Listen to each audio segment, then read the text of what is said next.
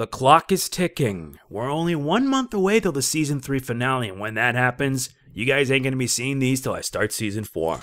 Hello everyone, Mega Man NG here, and we're back. We return now with this week's Flash episode review. Bear in mind that there are only a few more of these, and when we reach the finale, I'm gonna go all out. But with Season 3, it's gonna be a little different. Why? Because I do have a lot to say about the season, both positive and negative. This week we're going to be talking about the once and future Flash, so here's the deal. I'm going to be providing my summary about this episode, as well as what I liked and disliked about it, because as much as I liked this episode, because I was really hyped for it, there are some things I legitimately didn't like, and there are reasons for that. Let us begin. Barry knows that there's only one way to get info about Savitar, and that's by going into the future, aka 2024. When he arrives, he sees a world that is different. Iris is gone, Team Flash is no more and have split apart due to tragedy, and all Barry can find is more questions than answers. Can he be able to find his answers all while having to survive the dark and desolate world of 2024? Well, this is not much of a summary, but yeah, this episode I was really hyped for. I really was, and it did succeed in expectations, although with some of it. For starters, Tom Cavanaugh directed this episode. That's right, an actor who has played many versions of Harrison Wells throughout the series finally gets an opportunity to direct the episode, and this one involves time travel.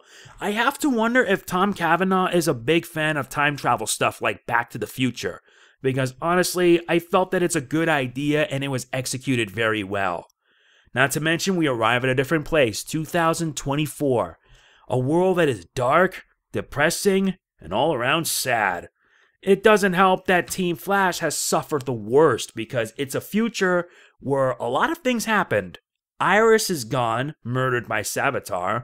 Wally is confined to a wheelchair. Yeah, when he tried to take on Savitar, suffered a shattered spine. Not to mention he's also comatose. Joe is in mourning over Iris's passing. I can't blame the guy, but the actor's performance was very good. Barry, or rather future Barry, is lost. You can obviously tell by the hair and everything. Oh my god, it's like seeing future Barry gone full-on emo. I mean, what the heck? This is just depressing. Cisco lost his arms. Yes, they actually showed in a flashback where Cisco, or rather Vibe, was trying to fight Killer Frost. And the result was disastrous for him, losing his arms and replacing them with cybernetics. That's just messed up. It's like a Star Wars vibe, except unlike in Star Wars where Luke lost his arm from a lightsaber, Cisco lost it through Frost, Killer Frost. Yeah, and about Killer Frost, yeah, Caitlyn's no more and Killer Frost is born. And she's still as deadly as ever, whether in the past or in the future. And speaking of which, I have to wonder and say to myself, what was Julian Albert thinking in trying to do that? But yeah, I'll explain that later, but still, Julian Albert does make his appearance, but he's mostly on Iron Heights Penitentiary keeping an eye on Killer Frost.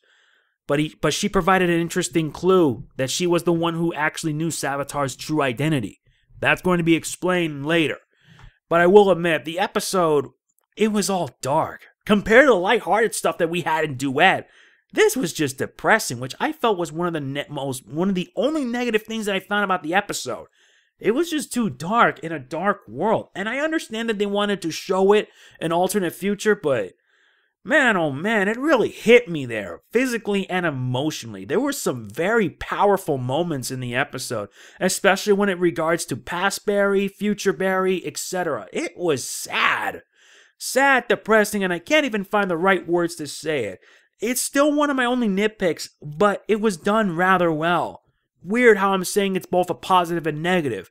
The episode did offer a sense of hope in the future with Team Flash reuniting, and speaking of which, out of all the people in Team Flash, HR got it the easiest, or rather the lightest. He was a successful novelist.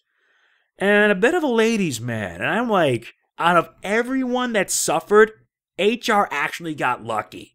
He got lucky, and I'm like, why? It's not because of the fact that Tom Cavanaugh directed, but I'm like, seriously? Why him? I thought he would suffer too. Guess not. But Also, the villains of the week, it was a nice return for Mirror Master and the Top, and for the time that we had, it was pretty nice. But what was really nice was seeing future Barry back as the Flash, and if you're seeing this picture, that's his costume, and his costume is a nod to Barry Allen's costume from the old days of DC Comics, and I like that it's very comic accurate. I liked it a lot. Makes me wonder if past Barry will eventually get that. It would be awesome too, but who knows?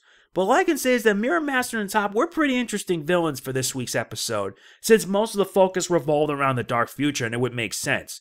There was a lot of emotional bits for this week's episode, but the ending provided a sense of hope not only for the future, but also getting information on the past. But what really surprised me was the ending.